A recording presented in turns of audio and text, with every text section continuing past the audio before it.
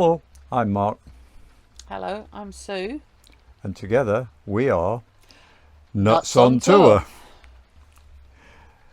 This month's video, or this video, is this month's video for our collaboration. We are part of the VANOTHER Collective, and this month's topic is How to save money while vanning. or motorhoming or Or caravanning motorhoming, or or tenting, or however you do this. Shall we say But how to save money while camping? camping, yes, while out and about. So here is our list in no particular order of 10 items. So number 1, Pre-prepare some of your meals. Basically what we're meaning by that is, you know, if you're going away for a week, I've done it before today, if you've got the space and you've got the freezer, is preparing some of your food before you go, as in full meals. If there's only 2 of you, it's a lot easier than if there's 4, but sort of pre-preparing a few meals before you go away can save you a few pennies rather than having to go out and do shopping every few days. or going to restaurants or buying fast food or Well, yeah. any of that. Yeah, Mm-hmm. worth doing. Yep.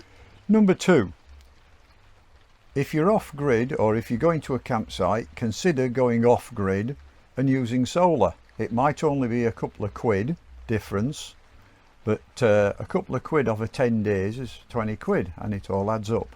So if you've got the capability of using solar and it looks like it's going to be a nice sunny day, go off grid.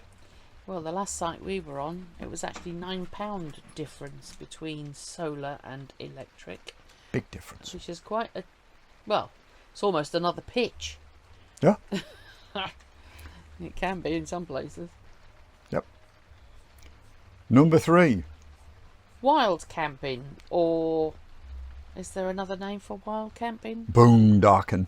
Well, yeah, for the Americans. Boondocking. Boondocking. Yeah. Wild camping, no site fees at all. Free. My Free. favourite price. Just got to be careful where you do it. Yeah. Be careful where you do it. Make sure you feel safe. If you Safe. don't feel safe, don't stay. Don't stay. Yeah. Number 4, when driving, this is if you don't use sat nags, when driving, plan your route and watch your speed. I'm sure we're all aware by now that driving between 50 and 55 miles an hour, where that's within the legal speed limit, is the most economical for most people's engines. So if you can stay away from hard accelerating and hard braking and keep a nice even speed, it does actually improve your fuel economy, and that makes it cheaper. And to add to that one, sort of an add-on to number 4, number 5, correct tyre pressures. It makes a difference. Having the correct tyre pressures does affect your van's economy or your car's economy. Number 6, What's that? I've written these down and Sue can't read my writing. Not on that one. Watch vehicle weight. Ah. It helps. It helps again with the vehicle economy. Keep it within the realms of legality, shall we say. Overloading your car or your van or your motorhome doesn't help. It destroys the fuel economy, and also most of the time it's illegal. So stay legal and also improve your your engine's economy. Number 7, It's take your supplies with you. I mean, not everybody does. A lot of people, they might just have enough for a couple of days, then they go shopping. But if you can not get off site and you end up shopping in the site shops, it can be they're not cheap. costly. They're not cheap. No, they're not cheap. They can Not be a cheap. lot more than the regular shops. I mean, if you've got a tow car that you pull behind your motorhome, or you can walk to the shops, that's a better alternative. E-bike, scooter, E-bikes, pedal scooters. bike. Well, you're not allowed scooters out there, but bikes, yes. Depends if you're going down a towpath or something like that, Well, private yeah. land, yeah. Or if you're Yeah. abroad. Especially if you're abroad, yeah. That's it. So number 8, if you have children or mini adults or even full-blown adults, plan your free activities. Go for walks on the beach. One that we like doing, geocaching, the world's biggest treasure hunt.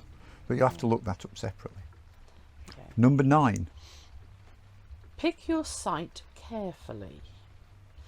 Some sites charge. Well, club sites at the moment. Club sites are probably the worst at the minute because they are charging something horrendous for your pitch in the first place at the moment, and then they start adding on extras Per person, it's, you know, per extra dog, person, per car, yeah. per tent, per awning. Yeah, and it all of a sudden, you know, you've gone from probably what was maybe £29 a night to sort of 40 or 50 quid a night because of all the extras. Yeah. Mind you, having said that, I do understand that some of the club sites are charging that regardless. Yes. But the other side of that is that's the costly side. The other side is pick your sites, go on YouTube, watch other people's reviews. That's what we try and do. Yeah. You can look down and find ones that have got free play areas. Again, going back to the previous point, free entertainment, even better, free play area for the kids. It all means that you're not having to spend extra money once you get there. Mm-hmm. And the last one, number 10. We took a long time to decide this one, didn't we? Because we were trying to get one that fit for everybody, regardless. And it's insurance. We all have to have it, and people don't really think about it. Most people sort of let it roll over and, oh, it's gone up 50 quid this year. Oh, it's gone up another 50 quid this year. Oh, it's gone up another 50 quid this year. Yeah, it keeps going up and it never seems to go down.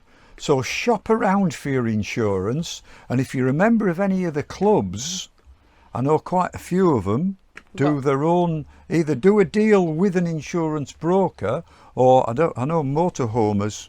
I don't know about the MCC, but certainly caravan and motorhome, that's the one I'm thinking of. Camping and caravanning have their own insurance broker company. Yeah. There is lots of insurance companies out there, but you must also be very aware of what that insurance company is covering.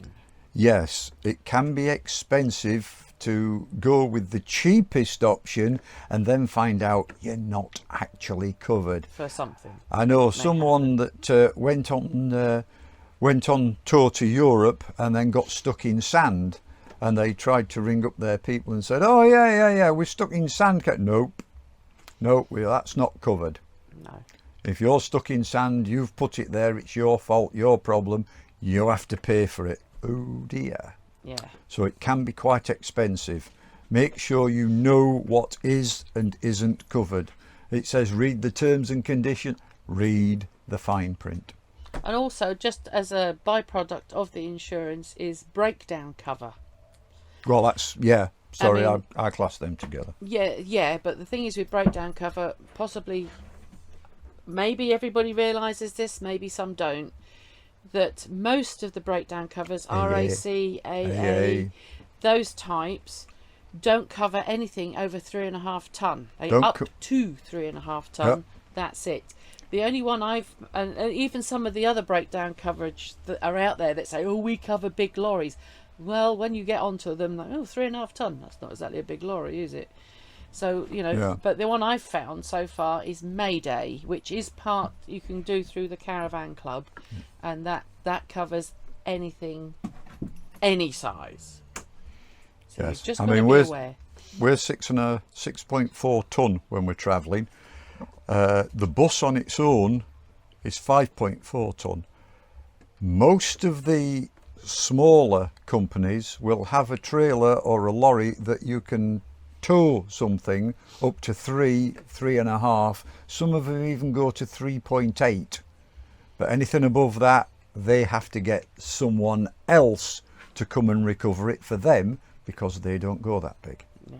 I mean, I had a blowout on a van a while ago, and that was 3.5 tonne, and he said, yeah. And I said, well, how would you go on with something like this at 5.5 tonne? He says, no, we have one lorry, and if that's in use, bringing a proper bus, a a public service bus or something like that in, it says you just got to wait until it's available. So you could be waiting for like 3 or 4 or 5 or 6 or 7 or 8 hours for it to become available.